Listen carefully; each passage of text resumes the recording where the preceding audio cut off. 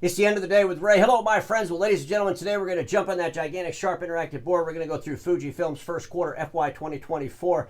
FujiFilm, you did some great things this first quarter. One of those things was you moved that graphics communications business into the business innovation unit. That's fantastic. It's all about print. Let's keep all those numbers together. But I will say this. I saw a press release that FujiFilm put out, and they're talking about IT services. And they love talking about IT services. And when they do a press release about IT services, boy, it sounds good on paper. And they're talking about how they want to do some things in South Korea. And folks, I just have to say this as loud as I possibly can. Don't do it! Like I told Sharp yesterday. I don't understand these OEMs that are getting into IT infrastructure services. I don't understand it. I don't understand these OEMs that want to do cybersecurity services. I just don't get it. Ladies and gentlemen at Fuji, let's go back in time just a little bit. And I know that some of the audience are probably tired of these examples, but I want to share some realities about these examples because I really believe that FujiFilm will end up doing exactly what Ricoh and Konica Minolta did, and neither one of those are doing it well in IT services. They're not, ladies and gentlemen, because their operating profit is terrible. And FujiFilm does not want to have terrible operating profit, I assure you. FujiFilm. In 2014, Ricoh bought a company called Mindshift from Best Buy. And they were going to go into the marketplace here in America, and they were going to change IT services. They were going to give IT services to all of those SMB customers that were buying copy machines from them. And just a few short years later, well, Ricoh had a massive impairment charge. And they dedicated a lot of that impairment charge to the acquisition of Mindshift. And now we see Ricoh running through Europe, buying up IT services companies. Let's buy up some more. It didn't work out before, but it'll work out this time. I'm going to go on record and say here loud and clear that it won't be long before we see Ricoh with a big impairment charge coming out of Europe. Our friends at Konica Minolta, in 2012, they bought a company called All Covered. That's probably why in 2014, Ricoh bought Mindshift. Oh, look what Konica's doing. We got to do that. Okay? Well, here's the reality, ladies and gentlemen. You know, the leaders at Konica Minolta can go out there in the media and they can talk about how they're knocking it out of the park with All Covered, but they're not knocking it out with All Covered, because if they were, they'd share the details of it. They'd never share the details of it. We just saw them divest the ERP system they bought and they threw up underneath the All Covered umbrella. What a disaster that was. I believe they're going to divest themselves of All Covered. And I keep warning my friends, why are we doing IT services? Why do we have these aspirations to do cybersecurity services as an OEM? Why are we doing this? When the two that have been doing it the longest, if you look at their operating profit, they're not really knocking it out of the park by any stretch of the imagination. So FujiFilm, I want to share your numbers and we're going to talk a little bit more about this.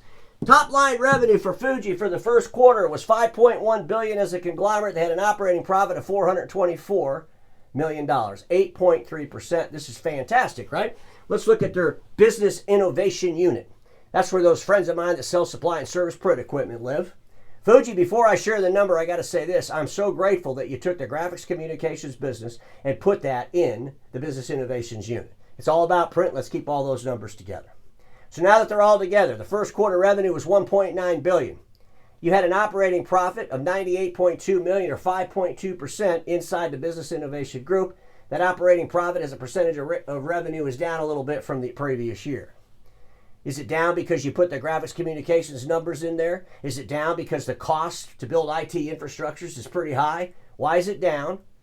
Why is it down? That's a good question to ask. In FujiFilm, the cost to get into IT services and build the infrastructure around IT services is pretty damn costly.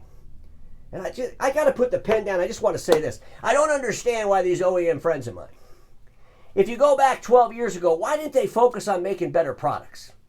Why didn't they say to themselves, you know what? We don't need to be overspeccing and overselling A3 equipment. We got to make the best A4 equipment there is. We got to make A4 MFPs that'll just blow the minds of our end users, that'll give them unbelievable experiences. We got to make A4 MFPs that don't need any parts at all. We got to make A4 MFPs that can change the game for service. Because you know our industry, our average age of technicians today is about 60 years old. We're heading for the retirement apocalypse, I call it. Could you imagine if the OEMs decided to do things like that? Instead of getting together in their boardrooms and saying this, hey, we can continue to overspec and oversell A3s, even though the customers don't need those, but let's go out and build IT services companies. I mean, when you say it like that, it just sounds ridiculous, but that's exactly what they did. Let's build IT services businesses and not focus on making better products that give better experiences to our end users. It's just totally nuts when you think about it. Inside that 1.9 billion, there's three categories. We got business solutions, and that's where FujiFilm's IT services lives, where their digital transformation services, their document management, content management lives. And folks, I have no problem with these OEMs, doing some work around document management, content management, helping customers through some digital transformation services, workflow process services. But IT infrastructure services and cybersecurity services are just way past the skill set. I don't care. And even if you want to build that skill set inside these OEMs, the cost to do it is extremely, extremely too much.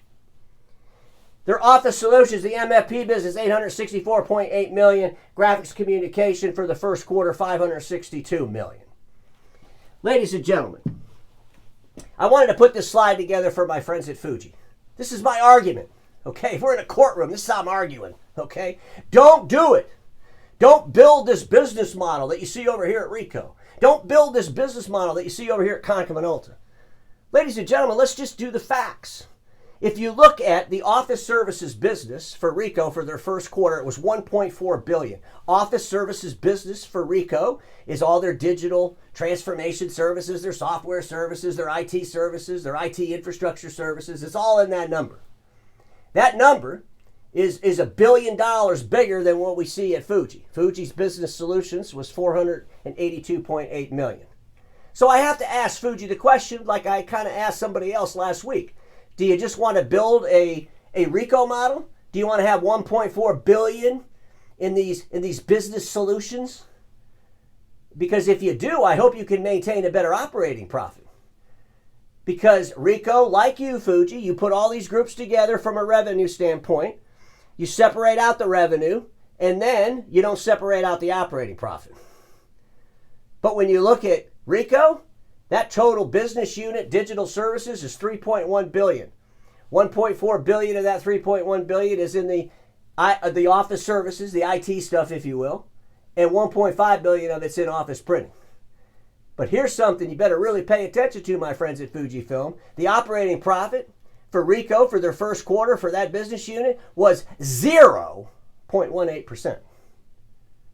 Your operating profit for your first quarter was 5.2%. Your operating profit, FujiFilm, for your FY 2023 for the business innovation unit was 8.6%. Ricoh's projecting, their first quarter, they had 1.1%. What are they projecting, like 2.5% for the whole company? FujiFilm, what are you doing? Don't build this. Konica Minolta's not much better off. If you folks want to do this IT stuff and you want to break out the operating profit for each one of those buckets and share with the world how you're actually doing this and making money at it, that'd be fantastic. But lumping it all together and hoping it all works out is not a business strategy. I shared this slide a while back and I want to share it again. I had a contest. I took all the OEMs, all the conglomerates, I took their operating profit as a conglomerate from the year 2019 through 2023. 5 years, added them all up, divided it by 5, came up with an average. And then I put what they were forecasting for FY 2024. FujiFilm, you won that contest. And I know that some folks, because their flavor wasn't number one, it wasn't a fair look. That's not really the way you should do that. Well, I don't know what's more fair. You have a conglomerate that has an operating profit as a conglomerate. You go out 5 years. Who wins? FujiFilm. FujiFilm, you're not going to stay the winner if you start spending massive amounts of money trying to build out IT infrastructures. It's just not going to happen. Let's look at the general and selling administrative expenses. Over there at FujiFilm, it's 27.5% of their revenue. Our friends at Konica Minolta, it's 44.8%. At Ricoh, it's 35%. At Canon, it's 31%. We know that Canon's not into IT infrastructure services, okay? Canon does a lot with content management, document management, some workflow strategies, but they're not out there talking about delivering IT security services. Their selling and general administrative expenses are much lower than that of Ricoh and Konica Minolta. And Canon, they just did a press release, right? They put an article out there, the president of Canon, talking about how they got to control the operating costs, they got to cut operating costs. FujiFilm, I have to ask you a question. What's going to happen when your selling and general administrative expenses approach 40%? What's going to happen? If you continue to try to build out these IT infrastructures, running around the world trying to be an IT service, security services firm, I don't believe that you could possibly do this profitably. And when I look at Ricoh and Konica Minolta, it kind of gives me an example as to why. I wanted to share this slide because I thought it was interesting. There's been a lot of talk, FujiFilm coming to America, is going direct, they're going to be big in America. I wanted to go from 2019 to 2023 and look at the growth in the geographies around the world and really focus in on America. From 2019 to 2023, FujiFilm's revenue grew 2.6% in Americas. It declined 6% in Japan. It grew 2.9% in Europe, 1% in China, 0.3% in Asia and others. All of its overseas business grew by 6%. The revenue for FujiFilm from 2019 to 2023 grew by 28%. That's what's changed in 5 years. But if you look in the Americas market, up 2.6%, is that really growth? Does the Forex play into that? Are they selling a whole lot more units here? People see, well, Ray, they grew 28% in revenue over that period of time. Well, let's put that into some perspective. It wasn't in the business innovation group. Those friends of mine that sell supply and service print equipment, it declined by 22%.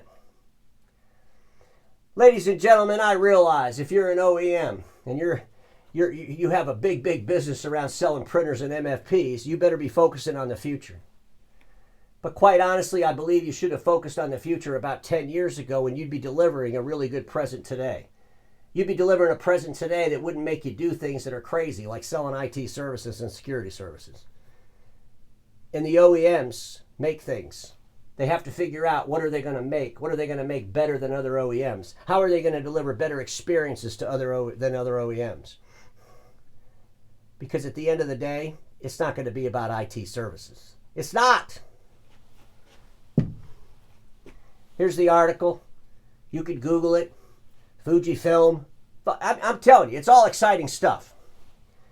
But when you put the practicality together, when you write that business plan, when you look at the cost associated with it, you have to ask yourself, couldn't we use that money to do something different around some of the stuff we make to change the game forever?